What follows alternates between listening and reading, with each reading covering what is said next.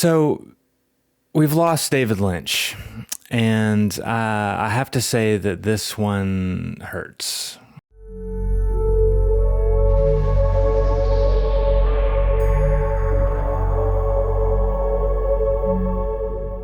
David Lynch has been a huge influence on me in my artistic life, not just in terms of his films, but also his music, his painting, his philosophies on life, and creativity itself.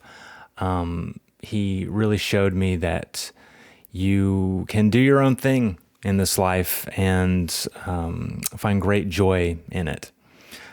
He was a one-of-a-kind artist, and he's made a huge impact on a lot of people, and there are a lot of people who are talking about him right now. So I'd like to say a few words about him, and later on in the video, I'm going to make a painting of David while sharing some of his words about the art life, as he called it, and the moment that he realized that he could be a painter. I've always been drawn to the surrealist nature of David Lynch's work.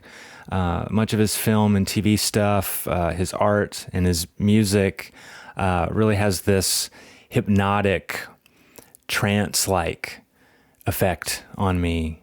And I think the clearest example of this effect happened when I was in grad school studying animation.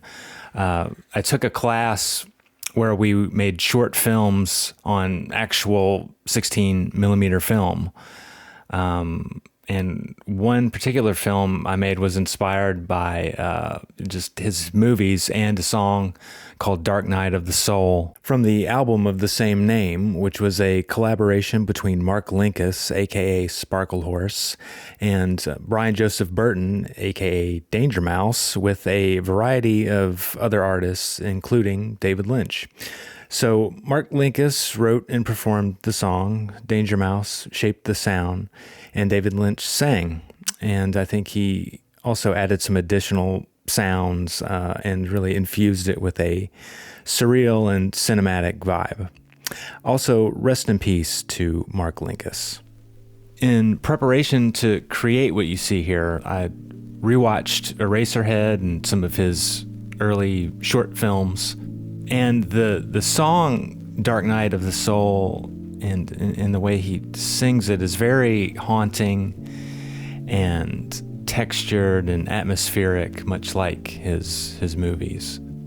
It was interesting because I listened to the song over and over and over while I was shooting and editing, and I remember that song floating in my head almost nonstop, just for weeks. And as I was working on it, it really did feel as if I was being hypnotized and was just floating away in it. This film ended up being one of my favorite things that I've ever worked on, and I really owe a lot to David Lynch as well as Mark Linkous and Danger Mouse for that experience.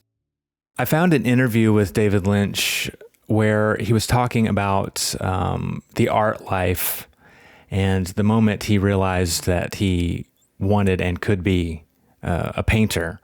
I didn't realize that he was a painter until I was in college, and this was many years ago when I was in art school, and a friend of mine mentioned his paintings to me. And I deeply connect with what he says in this interview. And his thoughts on the idea of the art life have really spoken to me over the years when I've heard him discuss it. So I just want to share some of his words, and I would rather you hear it from him directly in audio form, but I don't want any copyright issues.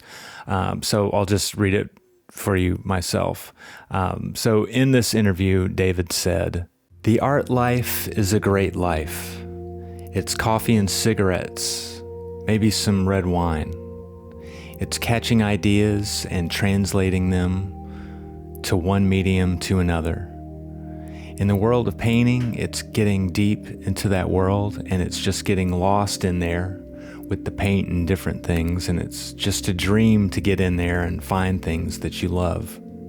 It's always been an experiment, and it just has to be a certain way.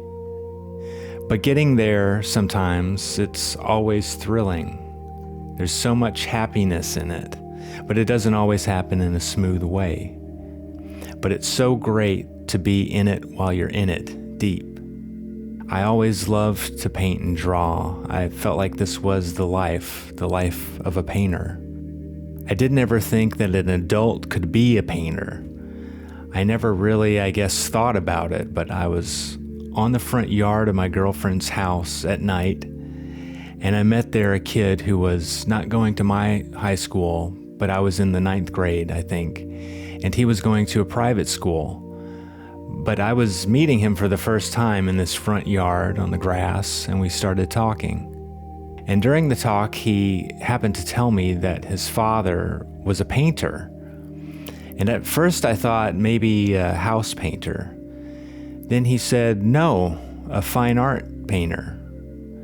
And a bomb went off in my head, literally. It was like I had signed up for science, classes and math stuff in high school. And in a millisecond, way less than a full second, I only wanted to be a painter after I heard that. It gave me permission, and I knew that that was it. And that's all I wanted from that second on. So there you go. That's how it all started. I think as a creative person, one way we can honor David Lynch's legacy is to continue working on projects that we're passionate about while finding the joy in that process of discovery. This can apply to any creative person, no matter what you are pursuing in terms of art, filmmaking, music, writing, or even creating YouTube videos. If you'd like to share your thoughts on this or anything else, his films, his TV work, his artwork, his music, or his philosophies, please feel free to share them in the comments, and I'll see you soon. Thank you, David. You will be missed.